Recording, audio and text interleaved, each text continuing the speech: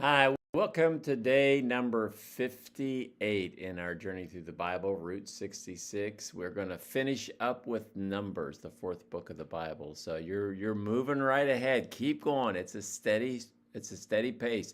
You may feel like you're not getting much ground, but you're doing really, really well. Just realize this. Just take your Bible out and look at where you're at and how much you have read. You have read a lot. 50 chapters in Genesis, 40 chapters in Exodus, like what 27, 28 in Leviticus. And now we're going to finish up here 36 in Numbers. You've done a lot of Bible reading. So be glad, be pleased with the progress that you have made. For some of you, this is the furthest you've read in the Bible. And so that's really, really good. So we're going to look at two chapters, Numbers chapter 35 and 36. So get your Bible out. If it helps just a little bit, make sure you read it. Read it. You can also listen to it. That's also a good way to do it.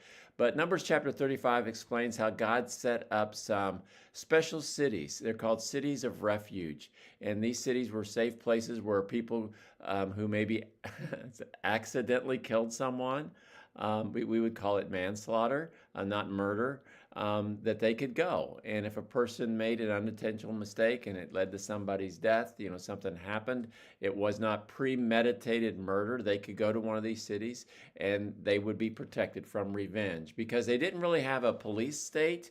And so the revenge came from family members.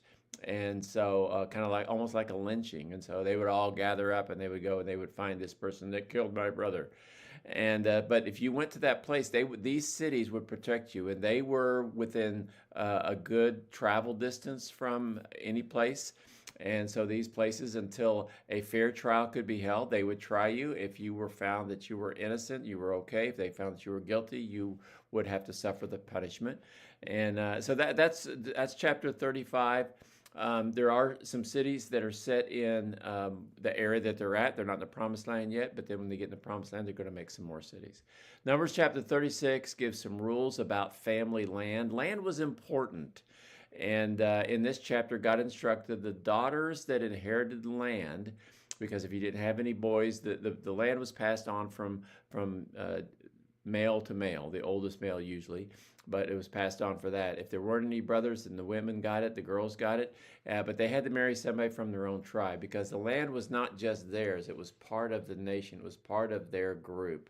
And so this meant that the land was kept within the tribe. That way, you couldn't have a little bit of land belonging to this group, and a little bit of land belonging to this group, and a little bit of land belonging to this group. If you did want to marry somebody out of your tribe, you couldn't inherit the land. And so the inheritance stayed with the family and the community. So that was really kind of neat. So if you have any questions, let me know. But there's some lessons that we can learn from this. Number one, fairness and mercy matter. God wanted to make sure that even when mistakes happen, people get a fair trial, get a fair chance to explain and defend themselves. And a lot of times people don't. When there's authority, whether it be in a school system, whether it be in the police law enforcement environment, or in the job, a lot of times you really don't honestly get a fair hearing. And God wanted to make sure within these cities of refuge that people were able to do that, mixing justice with mercy. Both of those things must happen for there to be fairness. A second is protecting the community. The rules about the family land within the tribe remind us that following God's guidance helped maintain stability within the community. Land wasn't changed from people to people. Sometimes we have land here in our city that's owned by somebody that lives in California or Florida or out of the country. You couldn't do that in Israel. The land was owned by the people within that community, and so it protected the community. A third lesson is responsibility for your actions. Even if an accident happened, you had to take responsibility. Okay, it wasn't intentional, but you had to take responsibility for your actions. Handle mistakes carefully and fairly, so that's good. And the fourth one is just care for other people.